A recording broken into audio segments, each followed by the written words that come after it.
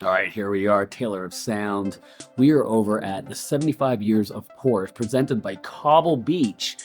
Brought some of the rarest Porsches in the world over to the 2023 Canadian Auto Show. I'm going to have the pleasure of walking around and checking out some of the baddest cars on the street and on the track. Let's go take a look.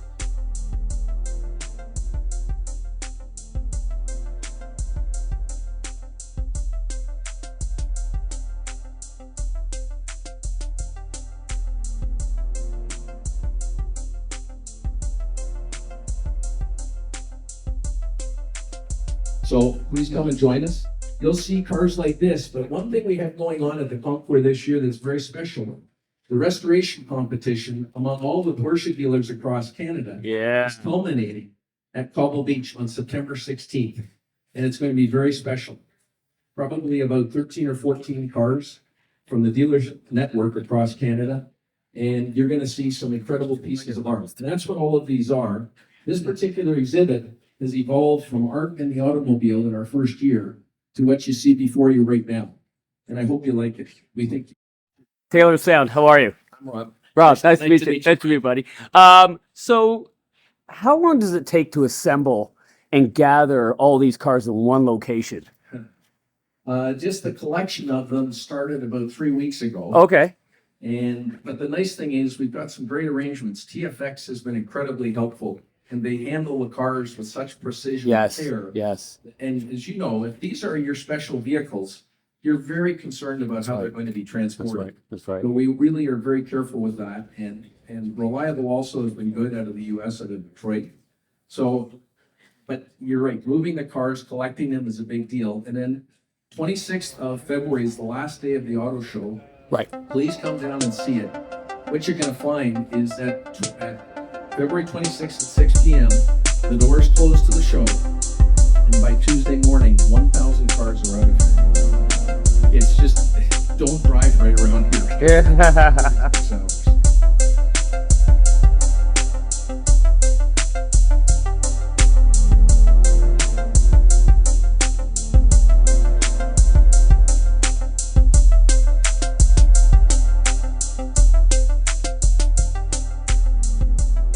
All right, here we are. We're here with Maria with a beautiful silver 918, and she's going to let us know some really special pieces to this car. All right, so hi, Maria. Tell us something really nice about this car. Well, Yeah. it's actually not silver. Oh, It's one of 3 paint to sample color okay. cars in Canada for the 918. Wow, okay. It's called Grigio Telesto, Hmm. and it's Lamborghini color. We borrowed it from Lamborghini. Wow, even better. Right on. All the best in one place. That is amazing. Yeah. And yeah. Sorry, I was going to say it's one of 17 of the Okay. 2015 cars that have the Weissman package. So this has that kit, which is world renowned right now on GT3s. And I didn't even know that it went back this far. And so what did Weissach put on this that makes it different? Oh, just the power. Okay. It's an incredible package. Okay. Sport package. Sport package, yeah, because now when we look at the Weissachs, it's all about the wings, it's all about the ground effects, the rims, and of course the power's always there. So that's amazing. And how long have you owned the car for? 2015. 2015. And how does this, because that's Shift Music, what we try to do is we bridge the gap between motorsport and pop culture.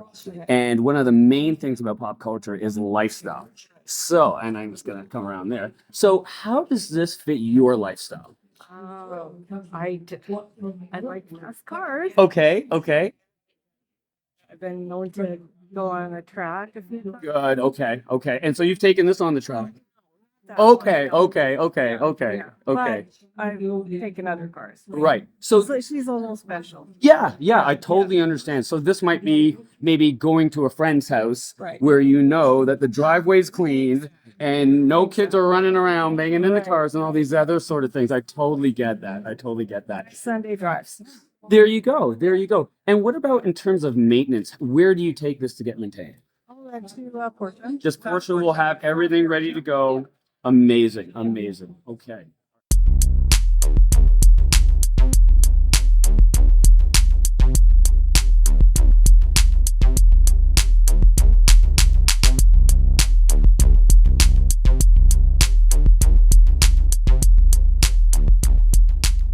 Oh, Yeah. we first leave the car to do the Nürburgring in under 7. Wow. Under 7 minutes. 24/7. Wow. Yeah. Wow. That is absolutely amazing. So I guess now, are you hand washing Oh yeah. and you're hand cleaning? Because I often say you really don't know a car unless you put your hands on it. Absolutely. I feel that when you actually wax a car and hand wash a car, it's like this is a scanner and it scans it in your brain. And every time you go back and look at that car, there's something different or something more that we love and appreciate about that car. So right on. So here we are with Maria, and we're talking about the 918 Spider, one of my favorite cars, by the way. So when we look at the 918, one of the things that I really like about the 918 is that back.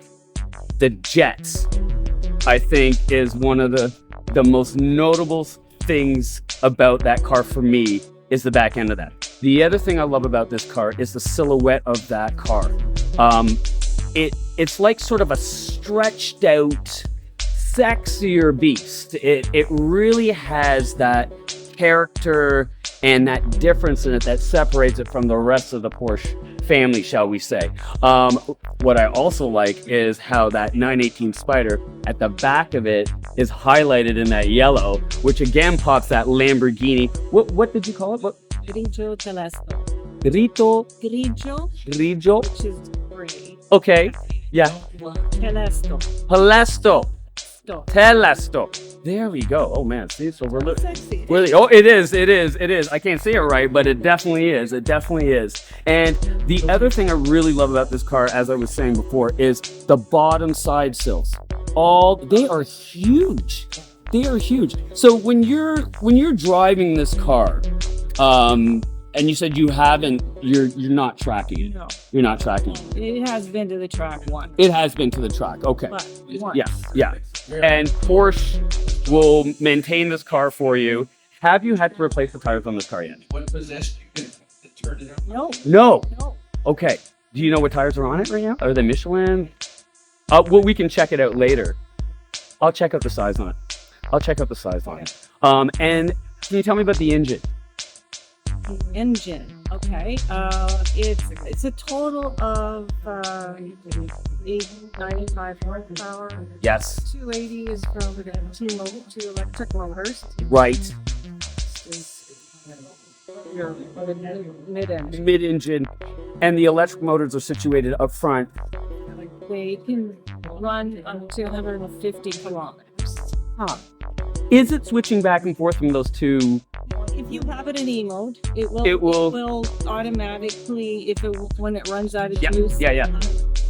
Show you. Right. But the torque that you're getting from that electric engine off the start must be phenomenal. Yeah, it's what is it? 0.2. And also take a look. 2.2. Jeez. That's probably like, I'm pretty sure there's some crazy people out there, knowing them might even get it under, because if what did Porsche rate it at? Did Porsche rate it at 2.2? I don't remember. What Okay. Because normally what happens is they rate something and then we get other people who can bring it down a little bit, right? So absolutely amazing. And what's your favorite part of this car? I like sneaking up on people in the E mode and then revving it. I'm going to be honest with you, because I'm one of those drivers, I'm always looking around. I'm always in mirrors, right? I don't think you could sneak up on me, because I would see that car and then I would brake. And I would wait for you to come and then probably get beside you, roll down the window, thumbs up, obviously, probably scream out. But yeah, that is such a great car. Again, thank you, Maria, for entertaining me and keeping our public entertained as well. My pleasure. Absolutely gorgeous car.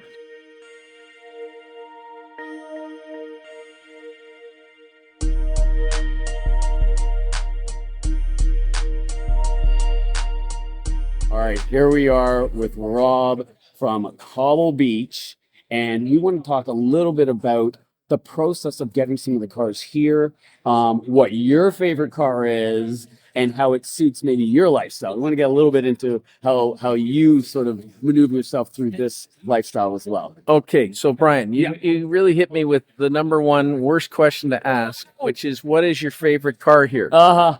And it's like children. I know. Yeah. Like, I can't. I have every one of these cars. I would be thrilled if I could take it home with me. Yeah. Yeah. So it's very hard to say any one. Now, that being said, Yes. there are some really special cars here, and the uniqueness of them and the rarity.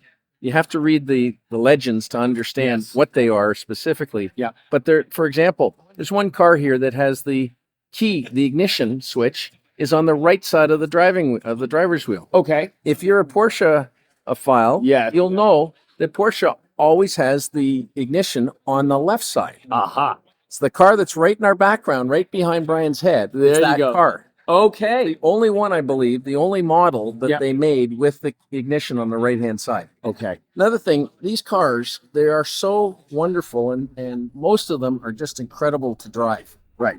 The long tail out front, the 917 long tail, it has such history to it, and that whole particular model was such a rarity and so fast. Yeah. It evokes all these memories of You know. how can you not get excited? Well, and that's the thing. You look at a car like that, and everything is setting off the excitement. Years, decades later, I'm looking at that car. The front end's driving me crazy. The side's driving me crazy. The back end's driving me crazy. Everything about that car. What I love about cars, and I'm sure you're going to agree with me, because we're sitting here and the cars are not moving.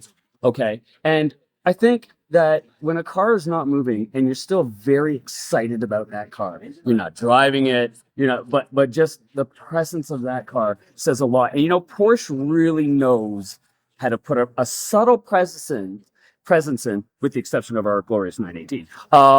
But they have a subtle presence, and you hit something on that nail. On the head on the nail the other when you were talking over there. You were talking about the Mustang, and we never thought it was going to be such an Become a classic. And just like we see the cars behind us here, these cars probably at the time were not considered what they are considered to today. Exactly. And one of them actually, the black one back there, I believe was in 91210 Beverly Hills. Dylan, that was his Was that favorite. his? That was it. I'm pretty sure it was the Roadster of some sort of degree. And that's what actually got me falling in love with the car to begin with. The lines and everything. And what I love about that car is whether it's retro, whether it's done, it's just such a beautiful car. All right. So It absolutely is. And when you look yeah. at the lines of this particular speech, Yeah. like it just exudes sex. Yes. I'm Agreed. sorry. Yes. I get in trouble for that. Yeah, I know. But it's just phenomenal. I agree. And a lot of these cars have Yeah. they have those characteristics Yeah. that you look at them and you go, wow, that's just gorgeous. I just want to look at that. Yes. And just be around it. Yes. And then when you get it and you drive it, you're even more happy. It's one of those in, out, no matter what you're doing with this vehicle, you're just always happy and content. Yeah. And I think that is why it's an amazing reason to save up your money, enjoy your car, keep your car, drive your car, because at the end of the day, every time you get in that car, you love it. Exactly. Right? Every time. So what type of car would suit your lifestyle? Let's rephrase the question. I have a 71 911E Targa. Okay. It is that yellow car. Oh my goodness. Very similar to that. Yes. And Okay. mine is a more pedestrian version. Okay. Mine is an E Targa. Okay. But I've had it for 35 years. Yes. And I just love that car. Yes. And as you say, when I get into it, it just makes me happy. Yeah, that's right. And it's kind of silly sometimes. You think, it's an inanimate object. But it still makes me feel good, and my grandkids love to play with me. That's right. What I normally say is, it looks like an inanimate object, but the energy that exudes out of it, the energy that we put into it, the generations of family members and memories that are made from these vehicles, I think it's a little bit more sometimes than just an object. And it becomes a member of the family. As my Definitely. kids, we bought it in '88. Okay. Our twins were 3 years old. Right. And when I mentioned loosely, very foolishly, Yeah. a couple of years ago, I was thinking maybe sell the car, put a little more room in the garage. Yeah. The boy said, "Dad, have you lost your mind?" Like, that's pretty cool. Yeah, that is cool. That is cool. And having a younger child right now, both my daughter and my son are both into cars. I didn't force it on them, I don't think. But you know, my son, 8 years old right now, we take Lego, we break them apart. We're actually doing wide bodies on cars. We're sticking things together, and he is already. You can see the true passion in his eyes and his appreciation. The younger crowd now has an appreciation for all vehicles, where, you know, it was Mustang and Camaro back in the day, or it was Ferrari and Ford back in the day. And now we're at a point where, you know, we can have an appreciation for many vehicles. We can collect many vehicles. We can enjoy and really have that part of our lifestyle now. So, you know, pleasure talking to you again, Rob. Thank you so much. Nice talking to you. Thank you very much. Thank you. We're having some fun here.